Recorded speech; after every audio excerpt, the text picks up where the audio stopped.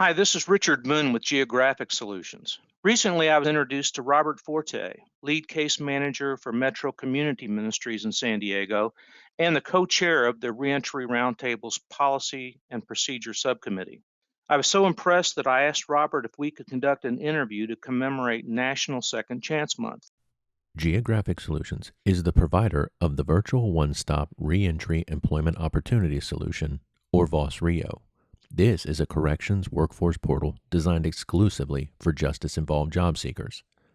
VOS-RIO helps individuals discover their second chance by providing the tools needed to quickly find meaningful employment upon release.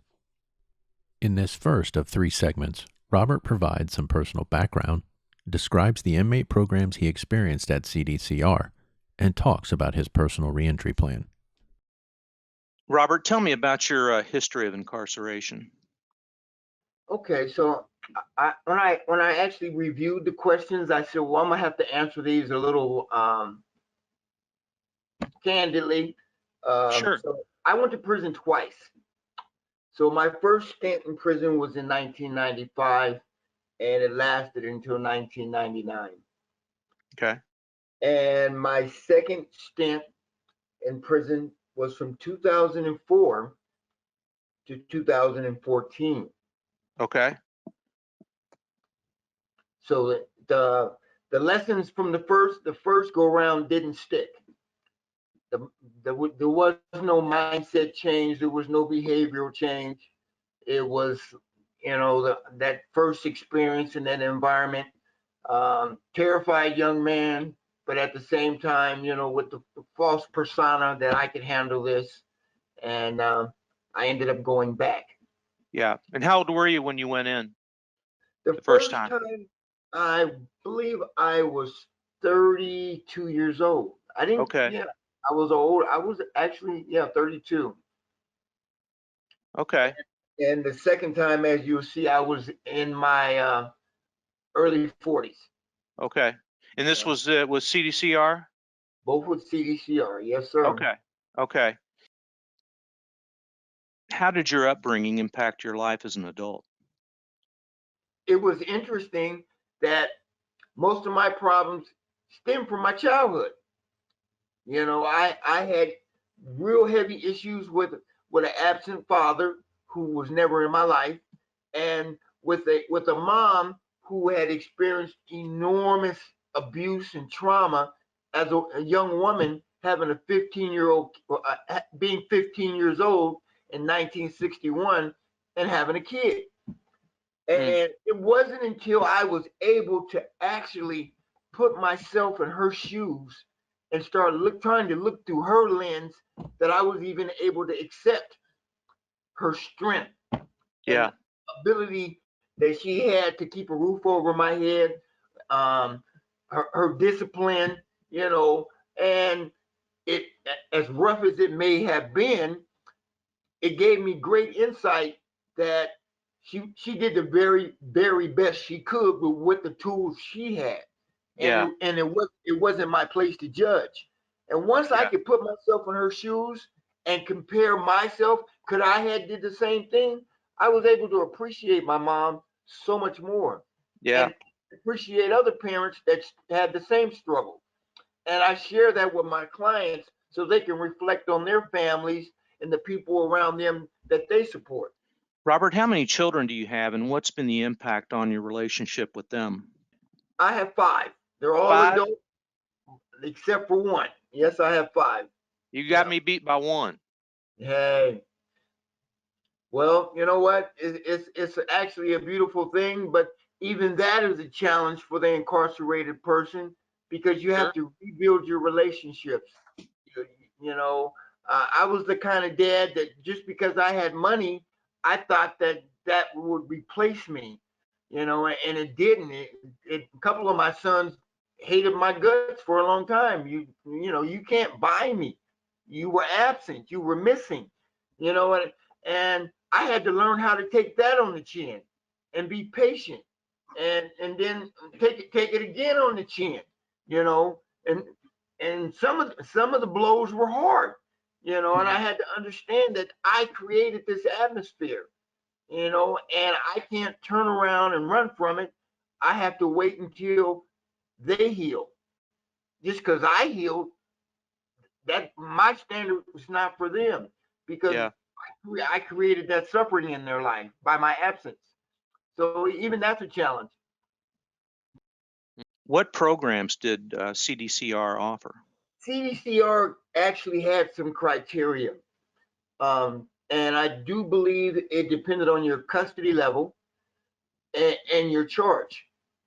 Also, at that time, it could be different now, but I'm pretty sure when I entered into my second term of state prison, and by the time I went went through 3 different facilities before I landed in the prison that I was going to be doing the most, where I was going to be doing the majority of my time. um, I found out that there were programs that I did qualify for. And then again, you have to always keep in mind that some programs, even in state prison, if you are highly violent, or you may be a sex offender, or all the program dynamics are going different directions depending on your custody level and what they say you qualify for. Okay. So for me, my history had to do with uh, robbery, which I was accused of, and then my illicit drug behavior, Okay. sales, and stuff like that. So Okay. I got into the programs that were available to me because, just like with my education, I really kind of wanted to know what was wrong with me. You know, why was I making these choices? You know, how did I end up here again? And you know, and then at the age of 42 years old, I was just like, you know, I'm wasting my life, and if I don't make some real grown up decisions. And then that was another thing. How I needed to learn how to make grown up decisions. You Yeah. know, so all the programs in the environment of prison, it depends on the individual, what he gains, what he decides he wants to gain from those programs. You know, there were programs that offered more than others, but it depended on the actual need. Now, I always kept in mind that some programs weren't tailored for certain people. EOP, Triple C, mental health, you know, those environments. Some of the programs were challenging for those guys, Yeah. you know, and you, I believe that one of the most important things was understanding that I needed to make a commitment to learning about who I was and why I was making those bad choices. So it wasn't so much about the program as it was with me trying to understand who I was as a human being and why I was flawed. Yeah. So you were motivated. Yeah, I had to be motivated because once I got there, and this being the second time, and one of the things that I recognized that there were people there that were never going to go home. They Yeah. were never going to be released, and they didn't have the same opportunity that I had, and so I needed to make the very best of it, and not make the same mistakes over and over again. What inmate programs did you participate in? Well, to my real recollection, I don't recall any programs that I participated in my first time, none whatsoever that I can remember. But it was really different for me the second go around because I was much older. Like I said, I was in my 40s, early 40s, and I had an awakening even before I got to prison when I was in court. And so the programs that were being offered at that point in time, they all primarily had to do with milestones. And at that time, milestones were additional credits that you could receive while you were in prison if you completed the programs, which would expedite your release. Okay. So there were, I do recall the behavioral modification programs, family relation programs, drug and alcohol programs, anger management, um, I do believe there was some. I'm trying to think. There might have been a couple of others, but they all had to do with cognitive behavior. What programs affected you the most? I would honestly say that the programs that really affected me the most was the ones that dealt with family relations, the family dynamics, um, the behavioral modification, understanding why and questioning why I behaved the way I behaved, and it all boiled down to my thinking. Why did I think that way? Why did I see certain things as acceptable when they weren't? So I would say cognitive behavior in a broad base, but if I narrowed it, it would be behavioral modification, family relations, anger management, Yeah, and drug and alcohol. I mean, yeah. because they all had different components that I gained insight from. What would you change about programs offered? Well, I don't think I would change the programs that are offered. I think I would actually offer more programs. Tailored to individual social and emotional maturity, and expand anger management where you realize that anger is not the cause, is not the cause of the problem. Your social and emotional maturity level is the problem. How Hmm. you perceive information and how you communicate, and then how you take that information in, and what your brain is telling you that the other person's saying, and it might not even be what you said, might not be what I heard. Right. Yeah, exactly.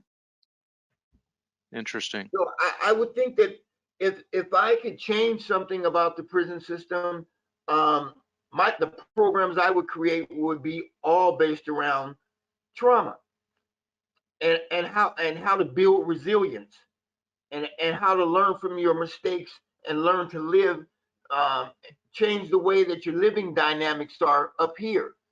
Yeah. One So of the things, go ahead, go Richard. ahead. I'm sorry. No, go ahead. Well, one of the things that I also learned is that, when I became a drug and alcohol counselor, I realized something that I did also when I left prison. As a man, most men get out of prison and the first thing they want to do is go home and be in charge and be the man all over again. And it just totally disrupts the homeostasis that's been created, whether it's a Hmm. healthy homeostasis or unhealthy. Your family is already existing and they're surviving. And as soon as you get there, you want to change it because you think you know better, but you don't. Yeah. And that's a huge mistake that a lot of people, ex-offenders or people being released from prison, make, and it causes recidivism, Yeah. and it breaks down the family dynamics all over again. During your second stay in prison, you put together your own personal reentry plan. Tell me about that. After I completed 7 programs, because that's what I did in the last 5 years of my incarceration. I took everything they had to offer, everything that I qualified for, I took and completed.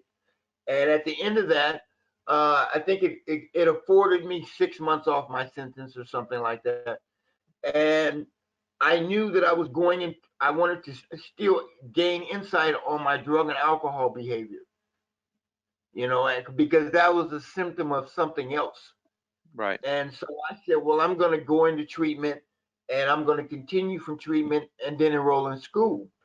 And I put that plan in action, and I only could do so much. I was only able to um, get the program documented, have a release date and a pickup, and knew that I was already enrolled in school because I enrolled in school while I was in prison. I did my FAFSA. I filled out the application. So I had some small uh, logistics to do once I hit the streets. But I, Yeah. I stayed, I stayed in that mindset, not so much that I was in prison, but that I wasn't in control of my life yet. And I had Yeah. to earn that control back, you know. And it that worked for me. I don't know if it works for everyone else, but being able to see my steps in advance or see the picture of my life ahead of me worked for me. Thank you for watching the first segment of this Robert Forte interview. Please stay tuned for the next segment.